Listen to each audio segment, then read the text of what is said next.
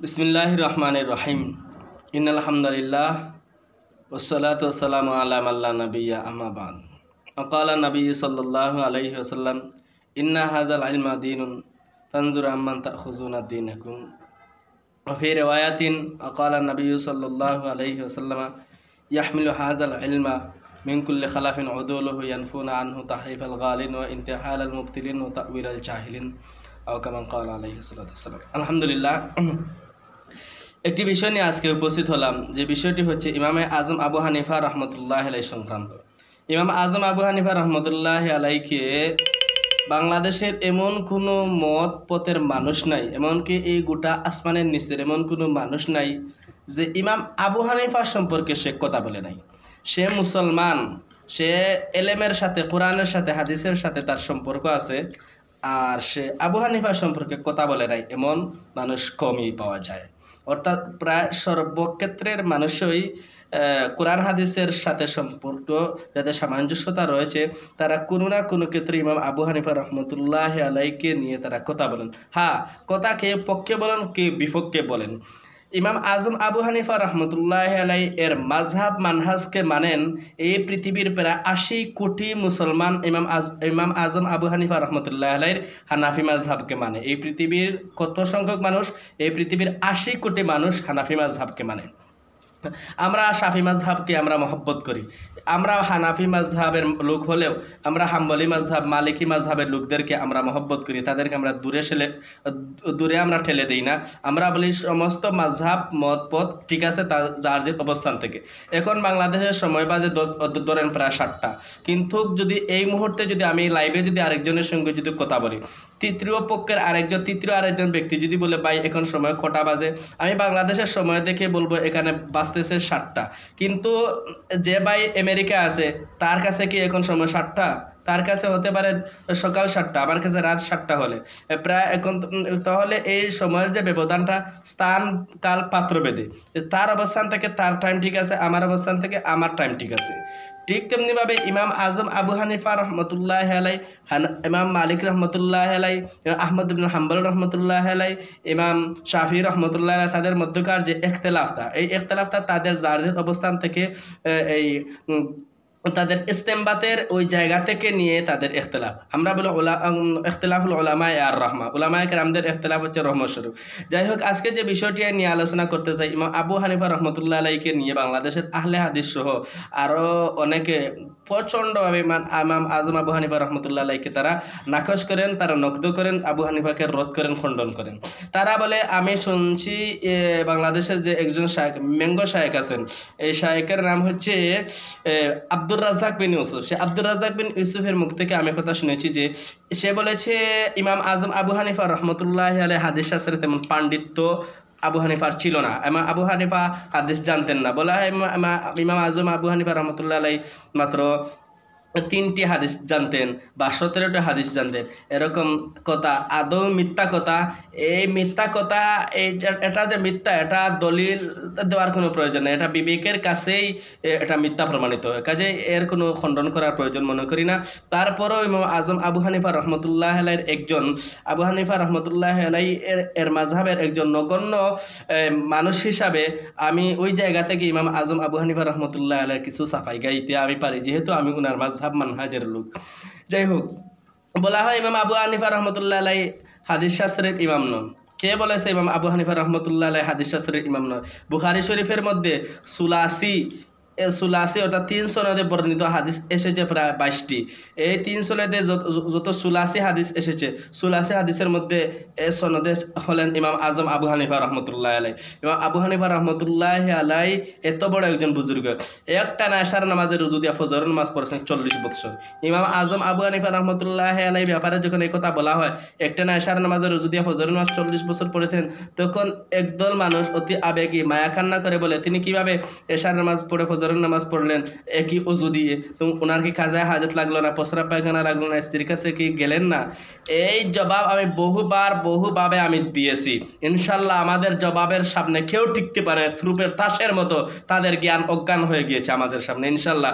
এই ইমাম আজম আবু হানিফা রহমতুল্লাহ একটা না এশার নামাজের রুজু দিয়া ফজরের নামাজ 40 বছর পড়েছেন, এটা আমি প্রমাণ করে দিয়েছি। এই বিশ্ব সংক্রান্ত আমার ভিডিও যদি আপনারা যদি ইউটিউবে সার্চ করেন, যদি জাগ্রত মিডিয়ায় যদি আপনারা কুজ করেন যদি, তো ইউটিউবে তাহলে পেয়ে যাবেন ইমাম আজম আবু হানিফা রহমতুল্লাহ একটা না এশার নামাজের রুজু দিয়া ফজরের নামাজ পড়ার নুনতি সংক্রান্ত কাহিনী আপনারা সার্চ মারলে, আব্দুল সালাম কুলাউরি সার্চ মারলেই আপনারা পেয়ে যাবেন ইনশাল্লাহ। এখন এই বিষয়ে আলোচনা করছি না। ইমাম আবু হানিফা রহমতুল্লাহ আলাই হায়াত পেয়েছিলেন, ওনার জন্ম 80 হিজরিতে। নাম হচ্ছে নোমান, পিতার নাম সাবেত।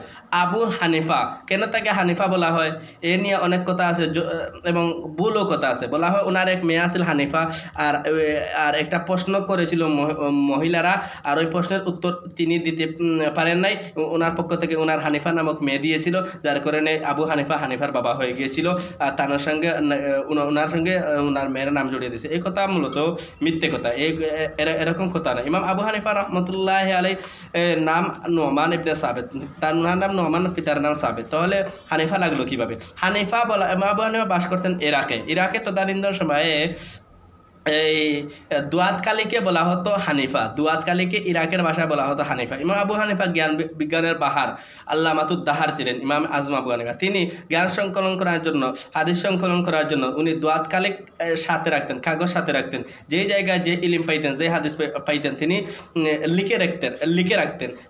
ওনার সঙ্গে দুয়াতকালী থাকতো, আর দুয়াতকালীকে ইরাকের ভাষায় বলা হয় হানিফা। এই জন্য তিনি দুয়াতকালীর সাথে রাখতেন, এই জন্য ওনাকে বলা আবু হানিফা। মানে দুয়াতকালী, আবু মানে সবসময় ফিদা নয়, আবু অর্থ আছে মালিক বা সাহেব। যেমন আবু হুরায়রা বিলাইয়ের বাপ, তো বিলাইয়ের বাপ তিনি কে বিলাইকে জন্ম দিয়েছিলেন, এর জন্য বিলাইয়ের বাপ বলা হয় আবু হুরায়রা সাহাবী যে জিনা। আর তিনি বিড়াল নিয়ে খেলাধুলা করতেন, বিড়াল ওনার পাশে রাখতেন, জামার আস্তি নিয়ে করে একবার রসুলের দরবারে উপস্থিত হয়েছেন, হঠাৎ বিলাইটি পড়ে যেত, তখন রসুল আবু হুরায়রা বলতে, হুরায়রা আবু বাদে সাহেব মানে মালিক, আবু হুরায়রা মানে বিলাইয়ের মালিক। ইমাম আবু হানিফা দুয়াতকালীর পাশে রাখতেন, সঙ্গে রাখতেন, জন্য বলা হয় আবু হানিফা দুয়াতকালীর মালিক। আচ্ছা, যাই হোক, এরকম আরও অনেক কথা আছে, এই সংক্রান্ত কথা বলা আমার উদ্দেশ্য না। আমার মূল উদ্দেশ্য হচ্ছে ইমাম আবু হানিফা রহমতুল্লাহ আলাই সম্পর্কে যে মিথ্যা ধারণা মানুষের কাছে আহলে হাদিসরা প্রচার করছে, গায়র এবং কালিদরা প্রচার করছে, এর কিছু জবাব দেওয়ার জন্য। যে কুফায় কি আদৌ ইলিমের কোনো চর্চা হইতো? আবু হানিফাকে নাকচ করতে, ওনাকে তো তলানিতে ফালানোর জন্য আহলে হাদিসরা বলে আবু হানিফা রহমতুল্লাহ যে স্থানে বসবাস করতেন কুফা নগরীতে, ইরাকে কুফায়, এখানে ইলমের তেমন কোনো চর্চাই ছিল না। আমরা দেখি আজকে কুফায় ইলমের চর্চা হয়েছিল কিনা। এবং আজম আবু হানিফা রহমতুল্লাহ আলাই কি হাদিস শিখেছেন? উনি কি সাহাবীদের সাক্ষাৎ পেয়েছিলেন? হ্যাঁ, ইমাম আজম আবু হানিফা রহমতুল্লাহ আলাই 4 জন সাহাবীর কদম মুবারক তিনি দুইয়ে তিনি বরকত লাভ করেছেন। 4 জন সাহাবীর সঙ্গে সাক্ষাৎ লাভ করেছে। এই কিতাবের মধ্যে উল্লেখ করেছে ইমাম আবু হানিফা 70 জন আদরাকা আসাবা মিনান নবী সাল্লাল্লাহু আলাইহি ওয়াসাল্লাম সাহাবা, তিনি প্রায় 70 জন সাহাবায়ে কেরামের সাক্ষাৎ তিনি সান্নিধ্য লাভ করেছেন ইমাম আবু হানিফা রহমতুল্লাহ আলাই। ইমাম আজম আবু হানিফা রহমতুল্লাহ আলাই যে সকল সাহাবী থেকে হাদিস শিখেছেন, কিছু সংখ্যক সাহাবীর নাম বলি। ইমাম আজম আবু হানিফা রহমতুল্লাহ আলাই আনাস ইবনে মালিক রাদিয়াল্লাহু তাআলা আনহুর সাক্ষাৎ লাভ করেছেন। আনাস ইবনে মালিক রাদিয়াল্লাহু তাআলা থেকে তিনি হাদিস শিক্ষা করেছেন। ইমাম আজম আবু হানিফা রহমতুল্লাহ আব্দুল্লাহ ইবনে আবি আওফা রাদিয়াল্লাহু তাআলা আনহুর সাক্ষাৎ লাভ করেছেন এবং তার কাছ থেকে তিনি হাদিস শিক্ষা করেছেন। আব্দুল্লাহ ইবনে উনাইস রাদিয়াল্লাহু তাআলা আনহুর সাক্ষাৎ লাভ করেছেন ইমাম আজম আবু হানিফা, ওনার কাছ থেকে হাদিস শিক্ষা করেছেন। ওয়াসিলা ইবনে আসকা রাদিয়াল্লাহু তাআলা আনহু, ওনার কাছ থেকে তিনি হাদিস শিক্ষা করেছেন, এই সাহাবীর সঙ্গে সাক্ষাৎ লাভ করেছেন। আয়েশা ইবনে আজরাদ এই একজন সাহাবিয়ার কাছে তিনি সাক্ষাৎ লাভ করেছিলেন এবং তার কাছে হাদিস শিক্ষা করেছেন। নাসরুল বারির মুকাদ্দমার মধ্যে 88 নম্বর পৃষ্ঠার মধ্যে এই কথাগুলো উল্লেখ করা হয়েছে। ইমাম আজম আবু হানিফা রহমতুল্লাহ আলাইহি প্রায় 5 জন সাহাবীর সঙ্গে সাক্ষাৎ করেছেন বলে নাসরুল বারির মুকাদ্দমা উল্লেখ করা হয়েছে। কোনো কিতাবে এসেছে 4 জন, কোনো কিতাবে এসেছে 70 জন সাহাবীর সঙ্গে ওনার সাক্ষাৎ হয়েছে। যাই হোক, ইমাম আজম আবু হানিফা ইত্তেফাক হলো মুত্তাফাক হলো ইমাম আবু হানিফা রহমতুল্লাহ আলাইহি 5জন সাহাবীর কাছ থেকে হাদিস বর্ণনা করছেন। এখন অনেকে বলে কুফায় ইলমের চর্চা হয়নি, কুফায় তেমন সাহাবায়ে কেরাম আসেননি। আসেন এবার, কুফায় কোনো সাহাবায়ে কেরাম কি এসেছিলেন? কুফায় কি ইলমের শিক্ষা দীক্ষা হয়েছিল?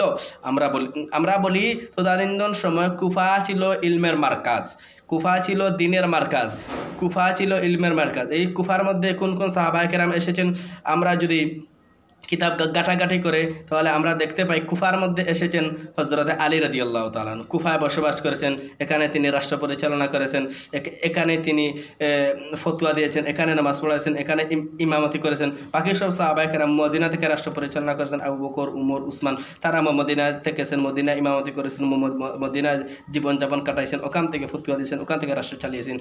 ইমাম কিন্তু আলী রাদিয়াল্লাহু আনহু ডাইরেক্ট কুফায় এসেছেন, ওখানেই তিনি ইন্তেকাল করেছেন। এখান থেকে এই কুফানগরী থেকে ইমামে আজম আবু হানিফার জন্ম হয়েছে। আমি বলতে চাই ইমামে আজম আবু হানিফা রহমতুল্লাহ আলাইহি তো কুফানগরীতে জন্ম করেছেন। আলী রাদিয়াল্লাহু তাআলা আনহু যদি বাংলাদেশে যদি আসতেন, এখানে যদি আলী রাদিয়াল্লাহু তাআলা বাংলাদেশে যদি আলী রাদিয়াল্লাহু তাআলা আনহুর মাজার হইতো, বাংলাদেশে যদি তিনি আসতেন, বাংলাদেশ থেকে ইমাম আজম আবু হানিফা রহমতুল্লাহ আলাইহি জন্ম হইতো।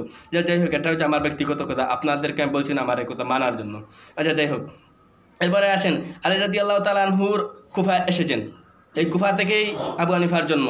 কুফায় কে কে এসেছেন? আব্দুল্লাহ ইবনে মাসউদ রাদিয়াল্লাহু তাআলা আনহু, আব্দুল্লাহ ইবনে মাসউদ রাদিয়াল্লাহু তাআলা আনহু কুফায় এসেছেন।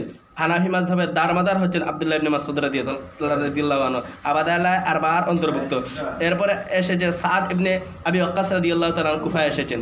তাহলে কুফায় অনেকে বলে সাহাবায়ে কেরাম আসেন নাই, তেমন কুফায় তেমন ইলমের কারনামা নেই কুফাতে। তাহলে আমরা দেখতে পাই যে আলী রাদিয়াল্লাহু তাআলা আনহু, আব্দুল্লাহ ইবনে মাসউদ রাদিয়াল্লাহু তাআলা আনহু, সাদ ইবনে আবি ওয়াক্কাস রাদিয়াল্লাহু তাআলা আনহু, হুযায়ফা ইবনুল ইয়ামান রাদিয়াল্লাহু তাআলা আনহু, সালমান ফারসি রাদিয়াল্লাহু তাআলা আনহু, আব্দুল্লাহ ইবনে আবি আওফা রাদিয়াল্লাহু তাআলা আনহু, আম্মার ইবনে ইয়াসির রাদিয়াল্লাহু তাআলা আনহু, আব্দুল্লাহ ইবনে হারিস ইবনে জাজ রাদিয়াল্লাহু তাআলা আনহু সহ এমন 8জন সাহাবীর কথা নসরুল বাড়িতে উল্লেখ করা হয়েছে। এই সমস্ত জলিলুল কদর জাতরেল সাহাবায়ে কেরাম যাদের ইলমের ওবর ছিল, তারা কুফার মধ্যে এসেছেন।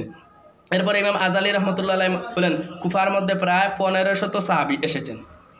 ইমাম আজালি বলেছেন কুফার মধ্যে কতজন সাহাবী এসেছেন? 1500 সাহাবী এসেছেন কুফার মধ্যে। আর এই কুফা থেকে ইমাম আবু হানিফা রহমতুল্লাহ আলাইহির জন্ম হয়েছে। নসরুল বাড়ির 65 নম্বর পৃষ্ঠার মধ্যে এটা আপনি অবশ্যই পাইবেন। এরপরে ইমাম আবু হানিফা রহমতুল্লাহ আলাইহি এত বড় আলেম ছিলেন, তিনি কি নিজেই, তিনি তো ডাইরেক্ট তাবিঈ, তিনি সাহাবীকে পেয়েছেন, সাহাবীর কাছ থেকে ইলমি শিক্ষা করেছেন।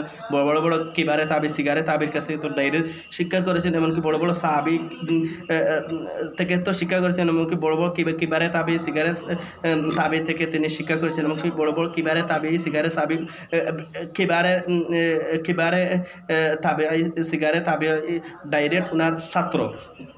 যাই হোক, ইমাম আজম আবু হানিফা রহমতুল্লাহ আলাইহি শাগরেদগণের মধ্যে কয়েকজন শাগরেদের কথা উল্লেখ করি। আব্দুল্লাহ ইবনে মুবারক রহমতুল্লাহ আলাইহি এত বড় একজন বুজুর্গ, হাদিস শাস্ত্রের ব্যাপারে, হাদিসের ব্যাপারে ইমাম বুখারী রহমতুল্লাহ নিজেও নক্ত থেকে বাঁচতে পারেননি। ইমাম বুখারী রহমতুল্লাহ আলাইহি হাদিসের ব্যাপারে ওনাকে পর্যন্ত জোড়া করা হয়েছে। যদি আমরা ওই জোড়া ইমাম বুখারীকে আমরা মানি, ইমাম বুখারী পর্যন্ত যেই নক্ত জোড়া তাদের বাঁচতে পারেন নাই।